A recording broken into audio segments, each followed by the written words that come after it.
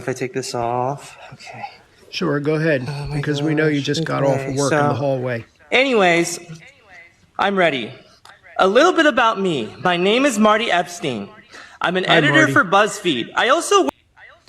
This here is a little disturbing because we know this child did not choose this on their own. And this is what happens to children who are subjected to this. I also work part-time at my local Starbucks as a barista due to the fact that they are paying for my 14-year-old openly gay transgender offspring's transition surgery. But I also enjoy the free pumpkin spice lattes. They are super yummy. I am also a former writer for the New York Times. I have a college education from the University of Oregon, where I majored in gender studies.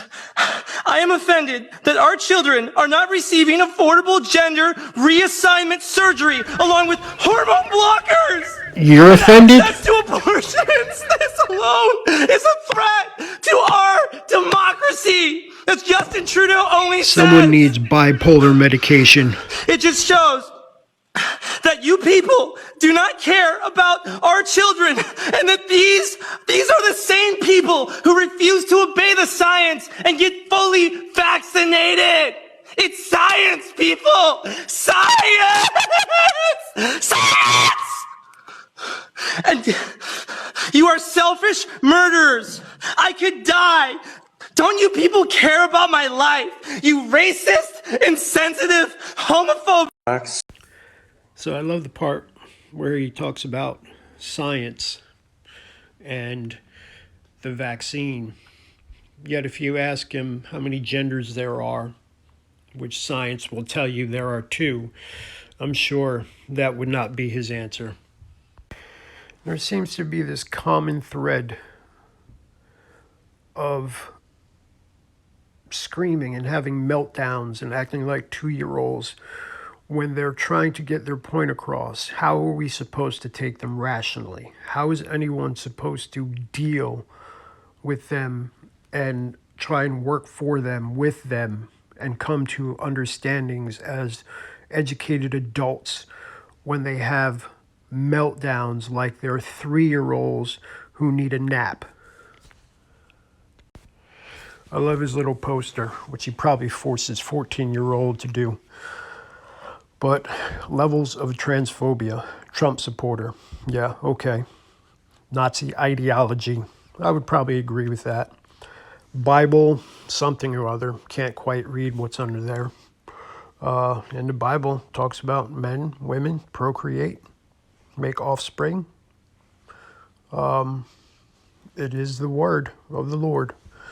I can't read what the other one says, but number 2, the excuse of, oh, I have a friend who's gay or family member who is gay. How that ties into transphobia, I'm not too sure. But given his thought process, I've kind of figured it out. And no, let's not skip over the fact that somehow, some way he had to throw racism in there, which I don't know what he's stringing that to. Just throwing every other discriminatory thing that you can think of into the pot and making one big meltdown stew is what we'll call it. Trans meltdown stew. And that brings us to our next Starbucks meltdown club. And I can kind of guess why Starbucks attracts a lot of trans community, considering Marty's testimony on how they're willing to pay for his 14-year-old's transitioning. I'm going to be transphobic here and just say that I have friends that are gay. And I have had line cooks who were trans. And I have had members in my private gym who were also trans. And got along great with all of them. I'm not knocking the trans or the LGBTQ community in any way. My philosophy is to each their own. Live your life how you want to live your life. But let's act like adults. When we don't get our way, let's act like adults. When we have an argument or a debate, to put forward. Let's act like adults. Not the meltdowns, not acting like 3-year-olds when we don't get our way, not having a total temper tantrum because somebody doesn't know your pronoun because you don't have it stapled to your chest or inked on your forehead. Enough of it. Enough of the childishness. We're all adults here. Let's act like it. Now, this fellow's argument doesn't seem more on the trans side. It seems more on the Gen Z side. Although he is self-admitted trans, I guess, from the other clips that I've seen from this video and tags in the video. People wonder why we need a union at Starbucks, and I am literally about to quit. Like, I don't know if I'm gonna do it, but like, I really want to. I almost walked out today, and I'm crying in the back room right now, and I almost cried on the floor. It's just, I'm like a full-time student. I get scheduled for 25 hours a week, and on weekends they schedule me the entire day, open to close. I'm on the schedule for 8.5 hours, both Saturday and Sunday. I'm like 3.5 hours into my shift. There's so many customers, and we have 4 people on the floor all day. Only 5 people were put on the schedule, and somebody had to call out. And there are 4 people running the whole store, and there's so many customers, and there's possibly scheduled 5 Press people. pause. Do your job, buddy. Answer the We phone. only have 13 people employed at this store, and there's so many customers. And like, we don't have fair scheduling. Managers don't care about us. Our manager was supposed to come in this weekend, and he took himself off the schedule, so he wouldn't be able to be held accountable for calling out. He just literally tore down the schedule that he was scheduled on and put up a new schedule where he wasn't on the schedule. Also, he couldn't have even seen you want to that he make the was scheduled schedule? in the first Then place get because he pouring didn't want to be coffee. I held accountable suggest. for Be not willing wanting to work come in. more than 8 hours a day without crying, and then you can be assistant They don't wanna manager, help us. and then maybe manager, and then We you need can a write the union schedule and have because those this can't privileges. happen. This can't happen. We need fair scheduling. We need managers to hold themselves accountable for helping their workers. They refuse to turn mobile orders off. We need the liberty to be able to do that because there's so many mobile orders and I need to get through all of them, and then people are yelling at me because I don't have their orders ready and they don't know what to do. I can't do it. And a customer was misgendering me today, like really badly. I didn't have their order ready, and so they were just, the fuck? I don't get accommodations for being neurodivergent. I don't, I can't use, people get mad at me for using my sick time. I don't even know what to do anymore. So there you have it. A combination of the transgender meltdown misgendered,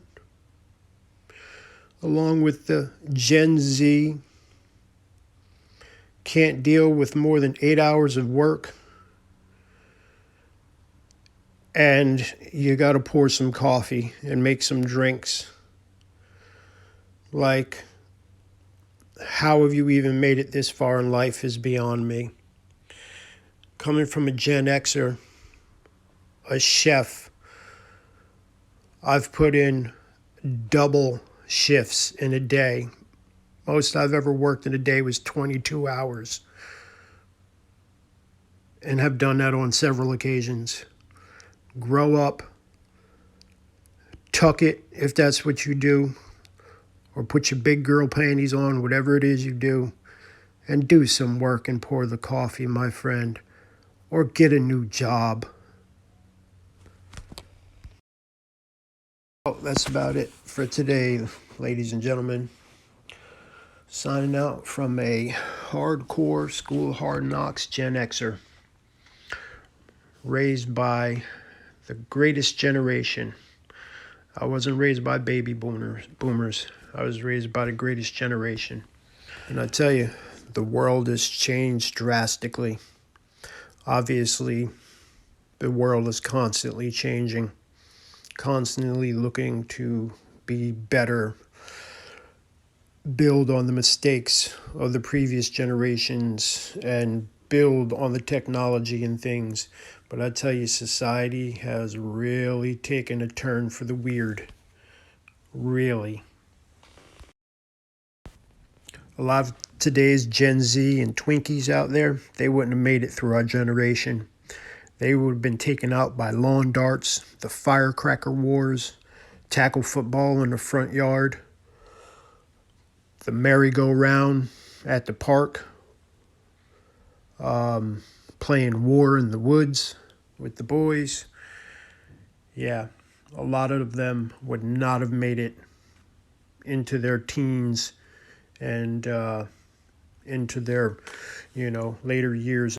Those of us Gen X who aren't 6 feet under in jail and survived it, well, we're rough, rugged, and raw, strictly hardcore.